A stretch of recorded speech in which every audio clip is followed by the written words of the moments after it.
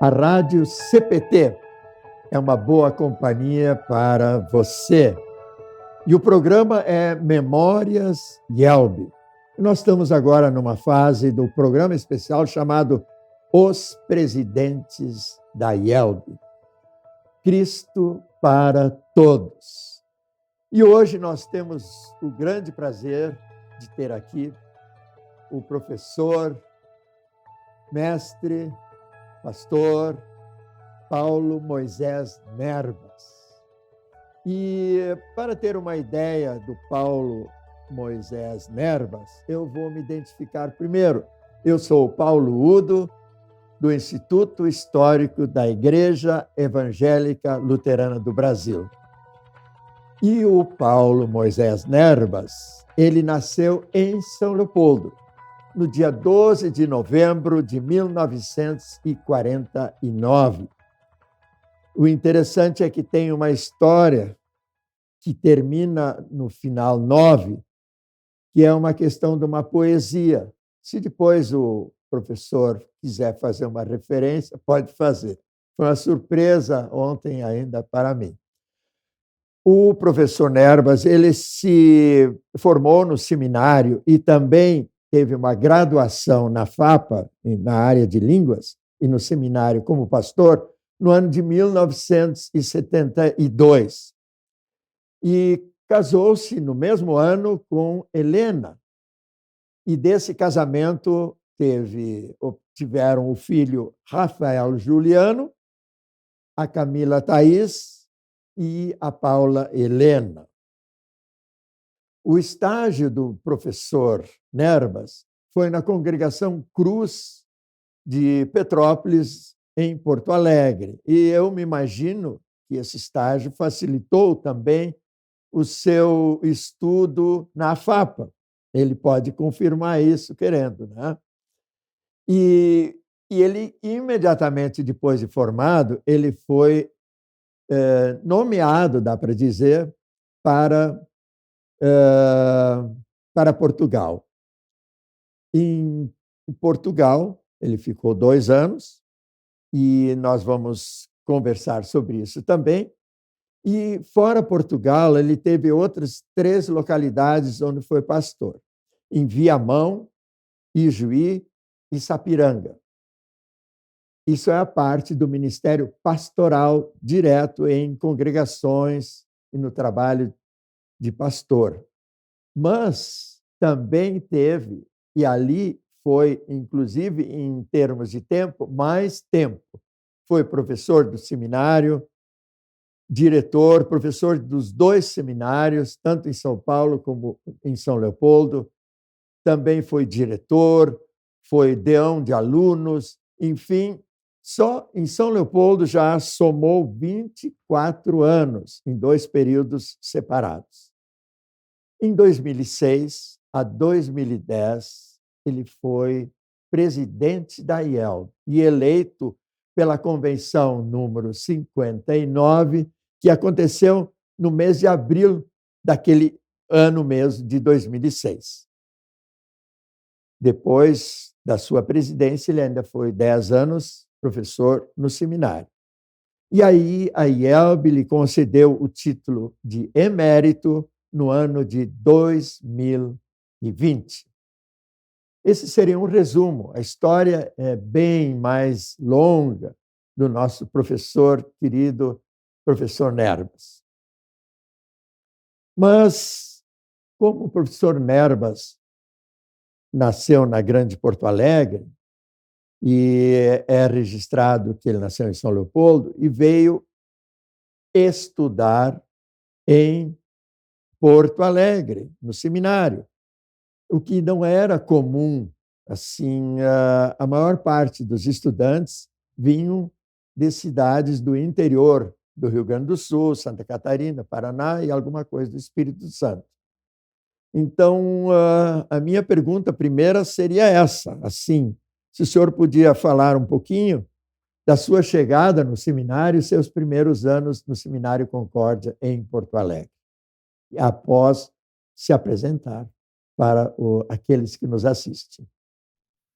Muito bem. meu estimado amigo, irmão Paulo Udo, ouvintes da Rádio CPT. Agradeço muito a oportunidade de estar presente nesta entrevista, neste programa, e assim falar um pouquinho. Eu não vou dizer tanto da minha vida, mas falar um pouquinho de tudo aquilo que Deus, na sua graça tão maravilhosa, ele realizou na minha vida e me conduziu a servi-lo no ministério como pastor, servi-lo também como professor e, enfim, em diversas funções da igreja, Deus me privilegiou com esta oportunidade de servir. Realmente eu havia desde quando bem criança, eu tinha o desejo de ser pastor. Eu costumava até brincar de culto com a minha família. Me lembro que a minha vovó, que morava conosco, ela tinha um vestido longo, preto, e eu então pedia o vestido da vovó e vestia aquele vestido e reunia a família na sala e bancava o pastor. Mas isso assim nos anos tenros da minha infância. Depois, com o passar do tempo, aquele desejo praticamente desapareceu, embora fosse alguém que sempre esteve presente na igreja e sempre conduzido pelos meus pais, e terminava o culto, era escola dominical, enfim, foi uma vivência muito intensa dentro da igreja.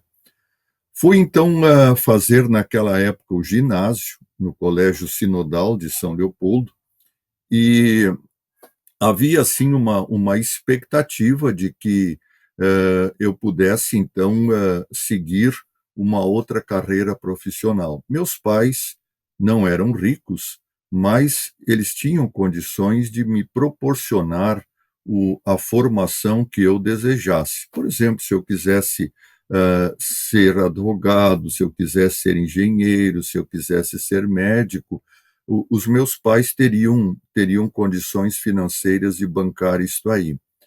Mas aí o que que aconteceu? Quando eu estava na quarta série ginasial, eu era um leitor assíduo do Mensageiro Luterano. Meus pais tinham assinatura e eu era um leitor realmente assíduo. O mensageiro chegava em casa e o primeiro a ler era eu.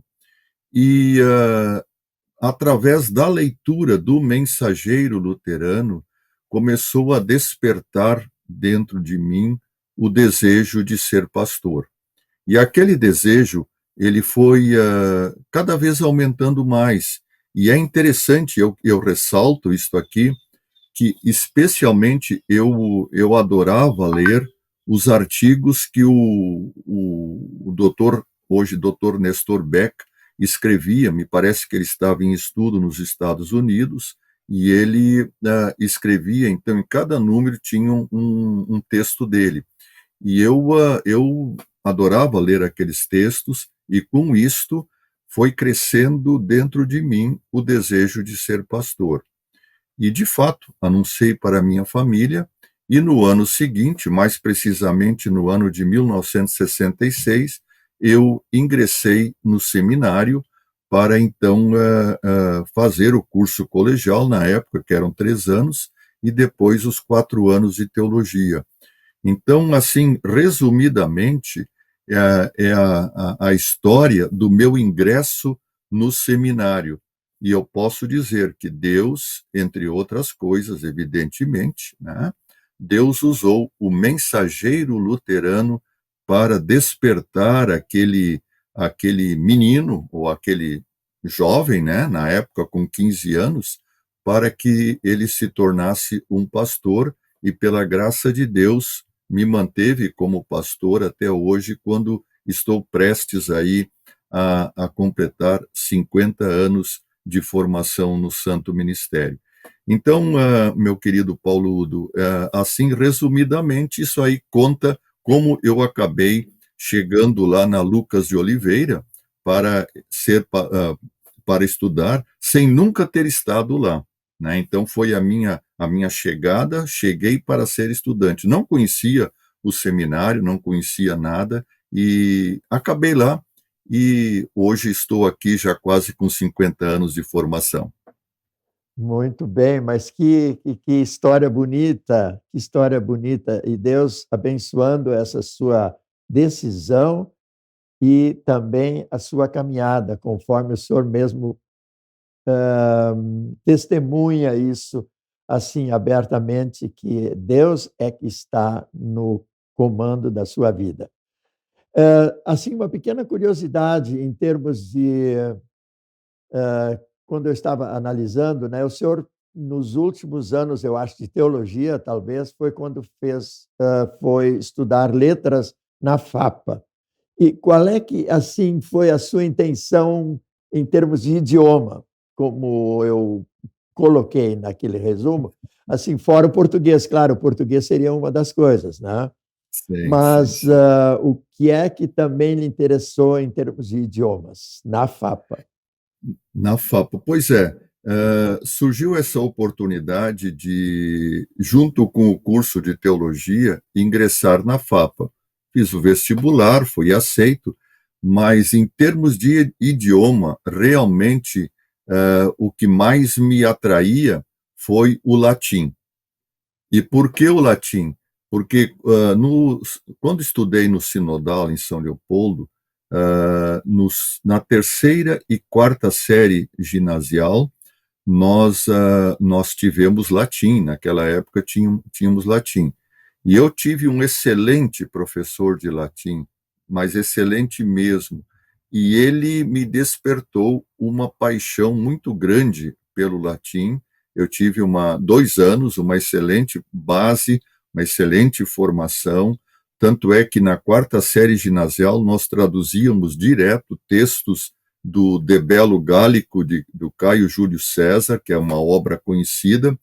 E isso, então, quando vi no curso de letras uma oportunidade de, além de outras disciplinas, né, evidentemente, mas uma oportunidade também de aperfeiçoar o latim, sem dúvida que isso foi um atrativo a mais para ingressar naquele curso. Então, esta é a paixão.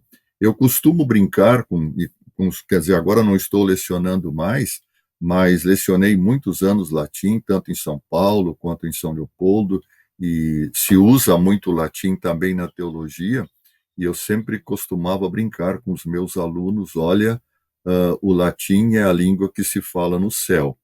E certa ocasião, um aluno, após uma aula, veio todo preocupado perguntar para mim se aquilo era verdade, se de fato no céu se falava latim, porque a pergunta dele foi em razão dele ter pensado, bom, se eu não sei latim, eu não vou para o céu. Vamos lá. Professor, que bacana isso. E a história da questão do latim, professor, me lembra que eu, olhando os apontamentos do meu avô, que seguidamente ele escrevia tanto na sua história, na sua biografia, nos seus trabalhos, né? Volta e meia tinha frases completas em latim, ou então em grego, ou então em hebraico, aí então eu deixava de lado, já grego até me interessava. Mas uma vez teve uma frase que foi muito importante no contexto do que eu estava lendo, e aí eu enviei para o senhor essa frase. Eu não me lembro mais o que foi. Eu sei que o senhor, incontinente, acho que no outro dia, o senhor já me deu a resposta direitinho, a tradução do que dizia Sim, o termo em latim, porque era importante ali para eu entender toda a posição, no caso, de algum texto do meu avô. Ele, pelo que eu sei, ele dominava esses idiomas todos e mais alguns também, né? E ali ele tinha esse hábito, não era uma coisa de prosa, é uma coisa que ele conseguia se expressar melhor usando o latim. Por isso que aquele negócio do latim no céu, olha, eu ainda não sei não. Não, acho que é, não é o caso. os meus Mas colegas de seminário, eles contestavam isso, por exemplo, O professor de grego dizia, não é grego, né, que vai se falar no céu. O Assim, professor de hebraico não é hebraico. Então, vamos deixar por aí, né? pois é. Mas o interessante é que eu escutei uma vez uma proposta recebida por um pastor. Que bom que eu esqueci o nome, né? Mas eu sei bem o que aconteceu. Ele estava no interior do Brasil e a diretoria chamou ele para cá para uma reunião da diretoria. E eu me lembro quem era o presidente, mas vou deixar fora também. E aí ele chegou para a reunião, não sabia o que estava acontecendo. Diz, pô, será que eles vão me punir por alguma coisa? Aí o presidente da época, na frente de toda a diretoria, disse assim: o senhor foi escolhido, o senhor vai para Portugal. Não foi você, mas foi um outro pastor que foi em dupla, me parece. Foram dois naquele momento. E esse, bom, ele ia dizer o quê?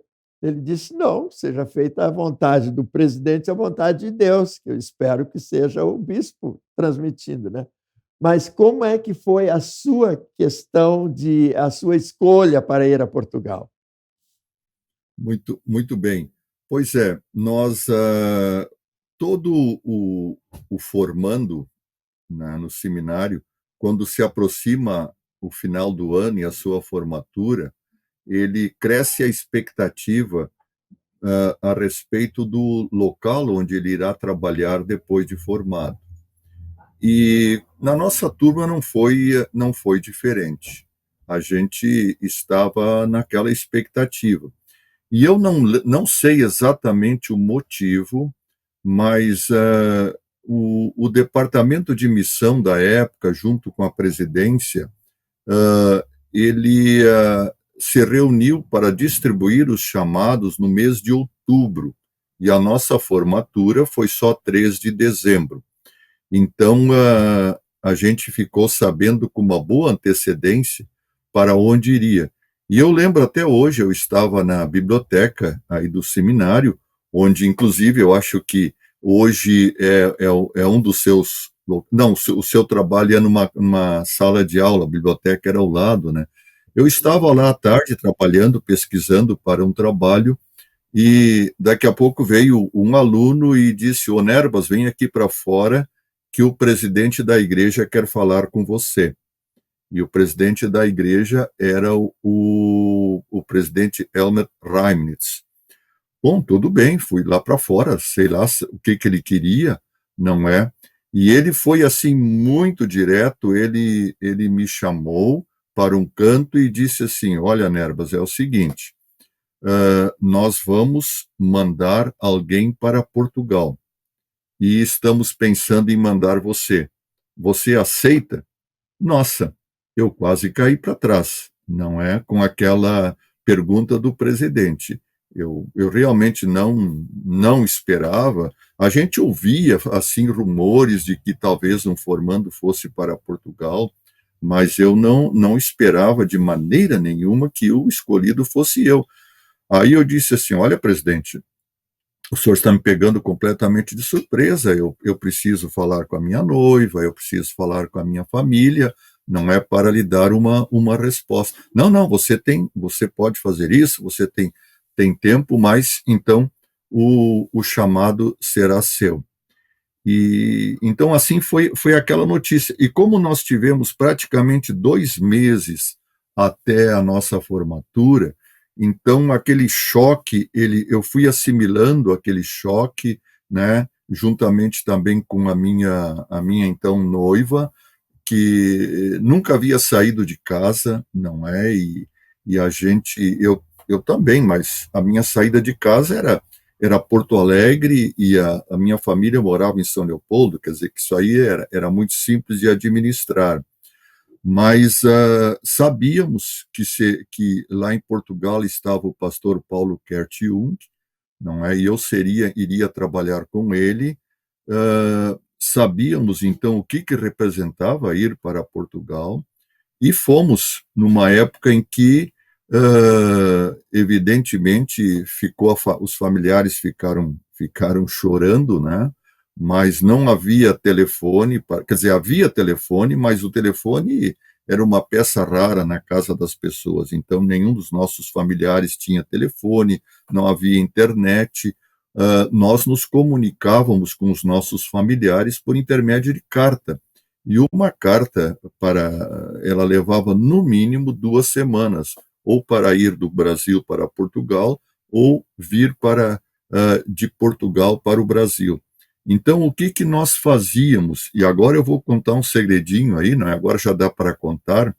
Nós gostávamos muito, tínhamos muitas saudades de ouvir nós, lá em Portugal, a voz dos nossos pais aqui, familiares, e eles a nossa voz.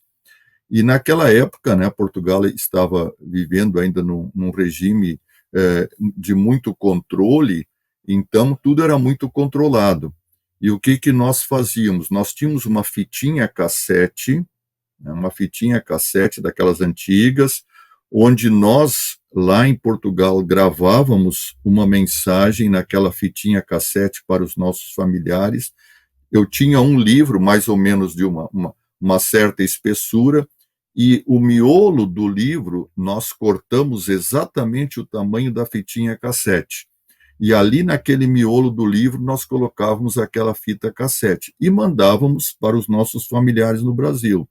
Aí eles se reuniam, os meus pais se reuniam, os pais da Helena se reuniam, ouviam a nossa voz, o nosso papo, choravam à vontade, e aí eles gravavam a mensagem, conversavam conosco, mandavam aquilo e nós ouvíamos lá e com bastante saudades. Quer dizer, nós fazíamos um certo contrabando, aquele livro ia e voltava, e nunca deu problema, mas pelo menos assim nós nos comunicávamos. Então, o senhor usou os métodos que os mais avançados grupos, vamos dizer, de contraventores usavam, né? Na época que Se não usando. era usado intensamente o raio-x, né? Depois, quando começaram Exatamente. a usar o raio-x, isso aí já não iria mais funcionar. O raio-x, Mas inclusive, ia até apagar a fita, provavelmente ia apagar a fita. Mas que bacana provavelmente. essa ideia. Não, isso aí é único. Mas o senhor ficou ali em torno de 2 anos, né, pastor? Sim, Professor. sim.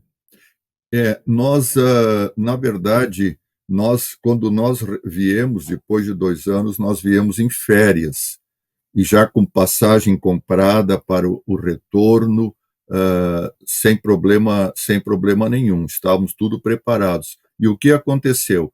Nós pegamos lá em Portugal, quando estávamos lá, a famosa Revolução dos Cravos, o famoso 25 de abril, na história de Portugal. Então pegamos e no final daquele ano viemos de férias, né, para retornar para Portugal para trabalhar então mais um tempo lá, no mínimo 3 anos, era o que se falava, no mínimo 3 anos ficaríamos lá.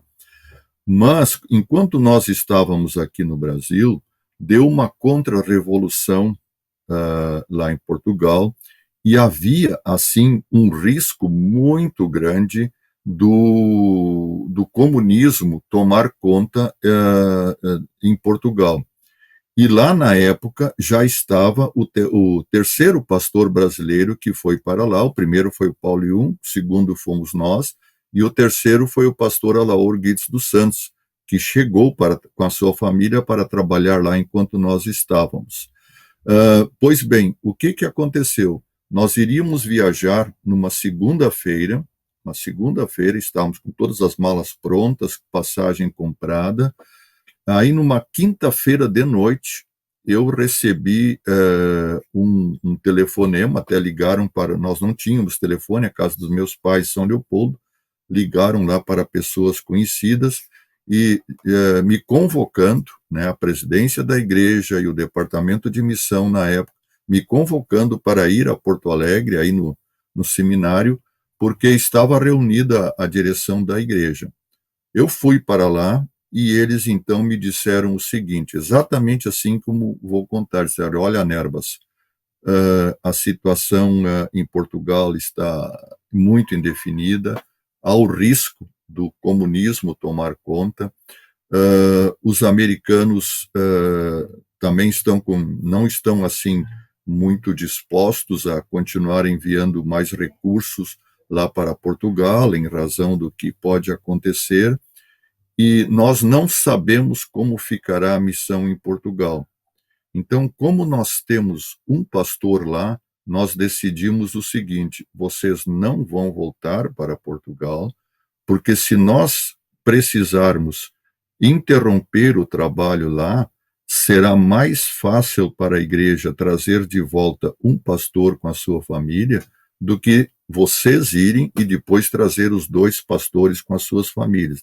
Então você vai permanecer aqui no Brasil e você vai ficar aguardando um chamado para trabalhar aqui no Brasil. Então essa foi a razão, Paulo, por que nós não retornamos a Portugal após o nosso período de férias. Foi por uma decisão da igreja que nos foi comunicado praticamente 4 dias antes, né? Nós iríamos viajar na segunda-feira, na quinta noite, recebemos aquela comunicação. Claro que aí há todo um transtorno, você tem uma expectativa de voltar, você se prepara, havia coisas nossas lá em Portugal, mudança que depois teve que ser enviada. Isso é uma história muito longa que levaria muito tempo, mas essa foi a razão por que nós permanecemos em Portugal e não ficamos mais tempo além de 2 anos. Foi uma decisão pura e simplesmente da igreja, em razão da situação política que havia lá em Portugal. Muito obrigado. Olha, bem interessante isso. Veja só como a história do mundo começa a se entrelaçar, né, na caminhada do Evangelho, né, de missão, principalmente, como no caso em Portugal, uma missão amparada também pela Lutheran Church Missouri Synod, mas acabou realmente assim, né?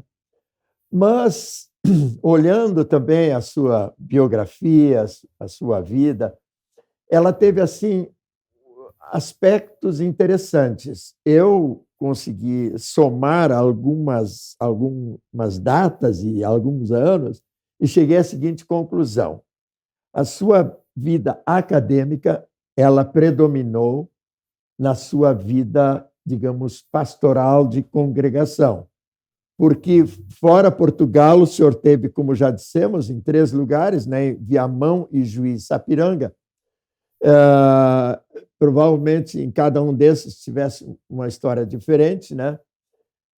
Mas eu gostaria assim, de saber se a sua ação como professor e a sua ação como pastor, isso houve assim uma interação, digamos, quando o senhor era professor, o senhor tinha uma visão boa para ser pastor, né?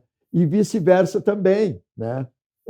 E isso foi, eu acho, no seu caso, bem interessante, o que eu acho que também ajudou na sua vida acadêmica, na maneira de se relacionar com os teologandos, né? Falando português bem simples, né?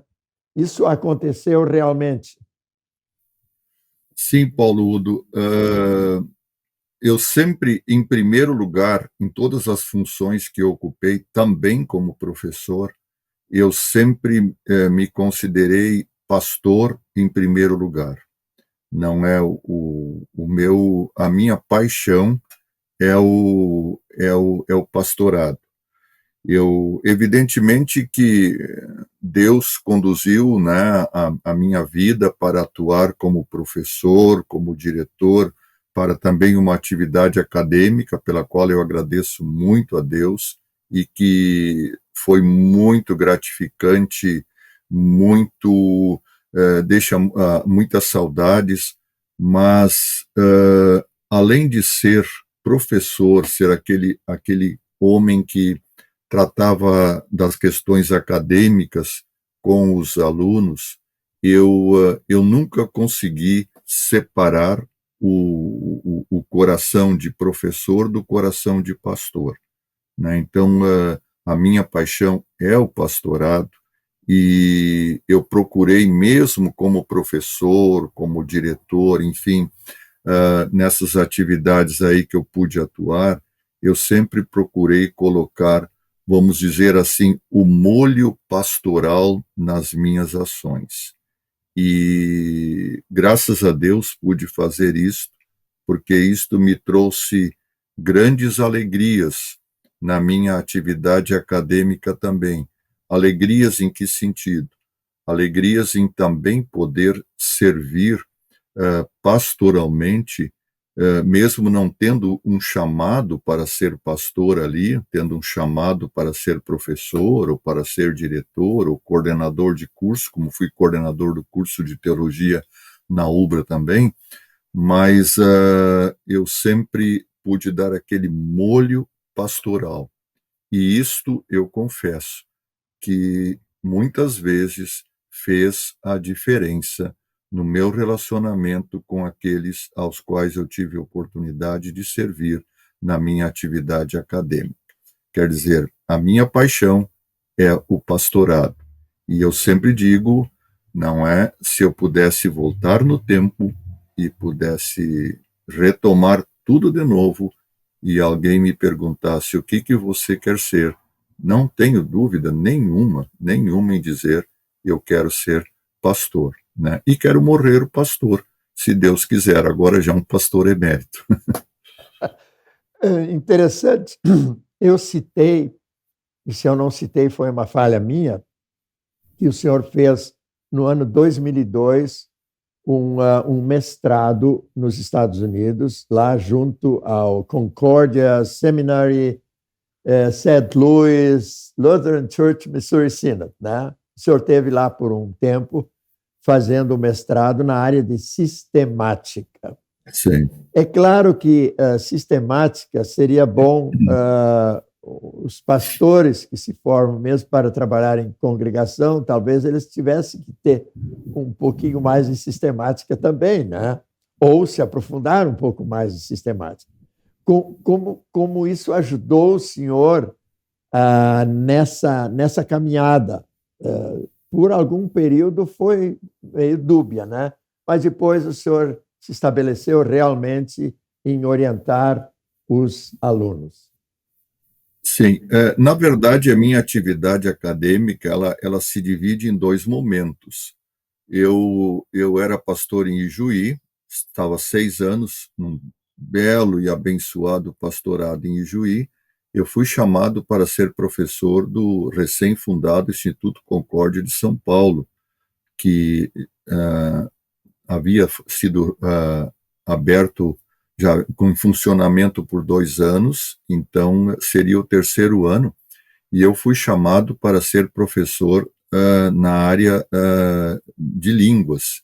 E eu pude lecionar tudo que estava relacionado com português, eu pude lecionar latim, eu lecionei grego também, e outras até lógica eu lecionei, e inglês teológico e assim por diante. Quando eu retornei lá, eu não atuava propriamente na área de sistemática.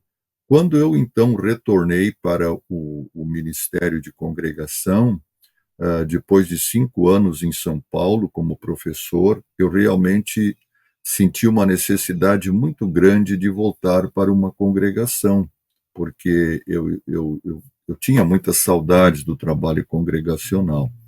Então, recebi o chamado para ser pastor em Sapiranga, e estávamos, assim, com grandes projetos de trabalho em Sapiranga, também 2 anos em que foi muito, muito abençoado o ministério. E aí, no final do 2º ano, eu fui, então, chamado para ser professor em São Leopoldo, para atuar na área de sistemática.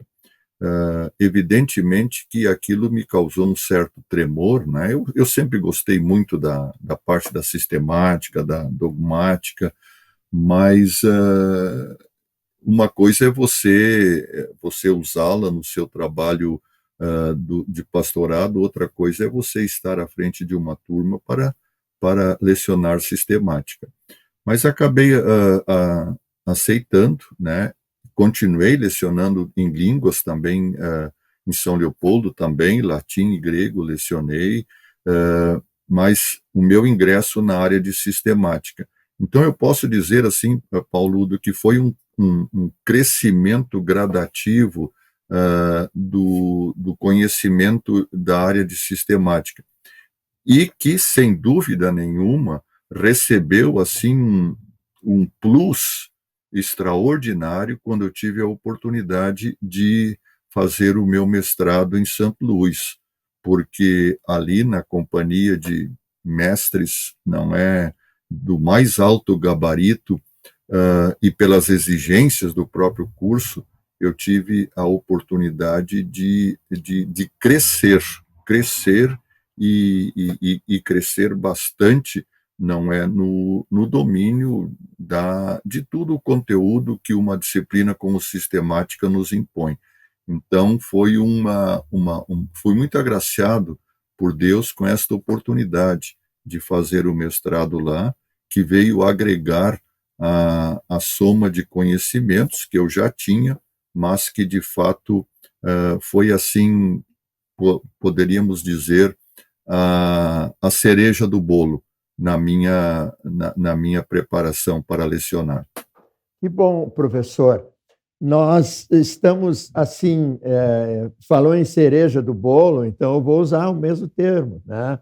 A cereja do bolo foi a sua presidência, no caso da sua, que dá até o título para o programa de hoje também, né? Então, se o senhor pudesse, eu diria assim, em 3 a 4 minutos, é um pouco difícil, mas falar da sua experiência, porque a sua formação, como deixou bem claro agora, sim, tinha tudo a ver com, eventualmente, entrar numa área administrativa, porque o resto do suporte o senhor já tinha. O que o senhor poderia falar? E, mais ou menos, também já vamos chegando ao final do nosso programa também. Bom, realmente são as surpresas que Deus faz acontecer na vida da gente, e uma das surpresas foi ter sido eleito presidente da igreja. Nunca almejei isto aí, mas no momento que fui indicado como alguém para concorrer, aceitei concorrer, me colocando à disposição para servir. Foi uma experiência, Paulo Udo, extraordinária de servir de uma forma diferente à igreja, que eu pude colher essa experiência durante os anos da presidência. Foram 4 anos que passaram assim rapidamente, mas que me deram a oportunidade de conhecer uma grande parcela da nossa igreja aqui no Brasil, com todas as suas diferentes peculiaridades. Me deram 4 anos que me deram a oportunidade de servir congregações, servir pastores, de trabalhar junto com um grupo muito coeso, muito agradável, que foram os meus companheiros de gestão, não é, onde tínhamos uma equipe muito bem afinada e que procurava realmente servir a igreja. E também, claro, o cargo exige isto aí, não é? Algumas interferências na área administrativa, que não é o meu forte e também não é a minha preferência, né? A minha preferência não está nesta área, mas como o cargo impunha necessidade de também ter alguma atuação, então pude conhecer na presidência também alguns detalhes dessa parte mais administrativa e de gestão de igreja, que, se não estivesse na presidência, sem dúvida nenhuma, não teria conhecido. Então, vamos dizer assim, a presidência me deu um somatório de coisas que só a presidência pode dar, né, dentro do trabalho da igreja. Mas, novamente, reforço aquilo que eu disse antes, né, que, em primeiro lugar, eu estava ali como pastor, servindo num outro aspecto do ministério, mas estava ali como pastor. E durante a época da presidência, agora uma coisa bem pessoal aí, né? nós tivemos oportunidade de conviver, né, Paulo Udo? Você começou a trabalhar no Instituto Histórico e ali nós já nos conhecíamos, já tínhamos sido companheiros na gestão do presidente Winterle no Conselho de Ética, eu acho que você lembra, mas trabalhamos então naquela equipe do Centro Administrativo a partir do seu ingresso e com isso também firmamos uma amizade muito bonita que perdura até hoje. E em nome desta amizade você me brindou, né, com uma poesia por oportunidade dos meus 60 anos. Quando completei 60 anos, você, com todo carinho, você me brindou com uma poesia muito bonita. Isso, você falou o 9, né, o final 9, isso foi 2009, então ali realmente também foi assim um gesto tão carinhoso seu que me deixou muito feliz e pelo qual eu sou grato hoje por tudo que você colocou ali, e isto assim manifesta também esta amizade que entre nós existe, e se Deus quiser, não é, Paulo? Vai continuar. E esses 15 anos que em maio, exatamente, nós completamos 15 anos, né? Eu agradeço também pela amizade que nós tivemos. Interessante essa questão da poesia, a gente vê como é importante os registros da história, né? Eu ainda dei uma repassada na sua pasta eletrônica, né? E de repente dizia o termo ali poesia. Eu digo, como poesia? Eu sinceramente não me lembrava. E eu vou, antes de o senhor encerrar, eu vou ler a última estrofe dessa poesia. E o senhor estava fazendo 60 anos, né, como se diz num português bem normal, e o senhor estava viajando no norte do país. E me parece Perfeito. que os e-mails até funcionavam bem. Então, a última estrofe dessa poesia, que tem 4 estrofes, a última dizia assim: do alto as bênçãos certamente alcanças, pois na humildade buscas boas esperanças. Amigo Nerbas, da vida guardas em teu relicário, Jesus, tua vida e feliz aniversário. Então, da minha parte, muito obrigado pela sua presença, que Deus abençoe o seu período de descanso, período de aposentadoria, de emérito, e vamos continuar sendo amigos até o tempo que Deus quiser. Um bom dia. Um bom dia, Paulo Udo. Também, mais uma vez, meu agradecimento por poder participar e poder, assim, ter esse bate-papo tão agradável com você, não é? E, como emérito, né, continuo aí à disposição também para servir, claro que numa outra situação, mas esse desejo de ser servo do Senhor Jesus, ele permanece e vai me acompanhar. Então, novamente, um grande abraço para você, um abraço para os ouvintes, e que Deus acompanhe, guarde e fique com todos. Muito obrigado. Rádio CPT, a rádio que é uma boa companhia para você. Cristo para todos.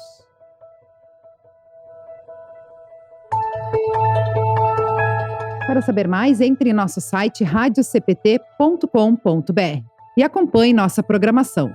Siga e curta nossos canais no youtube.com/radiocpt, facebook.com/radiodaielb e o nosso podcast no SoundCloud e Spotify. E compartilhe a mensagem de Cristo para todos.